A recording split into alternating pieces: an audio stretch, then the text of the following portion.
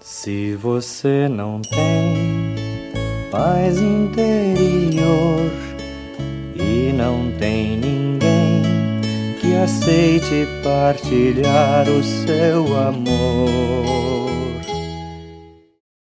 Quem me levou a beber também foi a tristeza e também a influência dos amigos, né?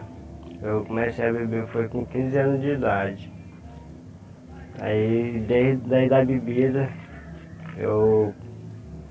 durante a família começava a beber até os meus 18 anos, eu comecei a sair já pra rua, já pra balada já também, né? Aí depois eu já comecei a namorar também, comecei a já andar bêbado na rua, já não tinha mais controle da bebida. E isso foi me levando mais ao fundo também do alcoolismo. O que a bebida trouxe para mim foi quase destruindo também a minha família também, né?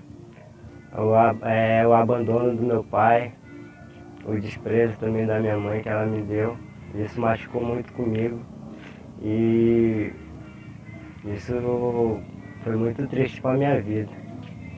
Mas eu tive que superar isso aí. Porque fez eu parar de beber foi a vontade, né, de viver a minha vida que eu tinha antes, a responsabilidade que eu tinha antes, né? Porque com a bebida a gente nunca tem a responsabilidade, mas e hoje eu penso, né, a parar de beber para mim ter minha responsabilidade o que eu tinha antes. A minha vida, graças a Deus, está melhor. Hoje eu estou conseguindo trabalho, né? E o que eu quero para o meu futuro é viver a vida que eu tinha antes. Livre, brincando com os amigos. E conseguir o que eu tinha antes, que era responsabilidade. E eu quero conseguir um trabalho onde eu consigo ter a minha responsabilidade. O que eu quero para a minha vida é viver a minha vida, né?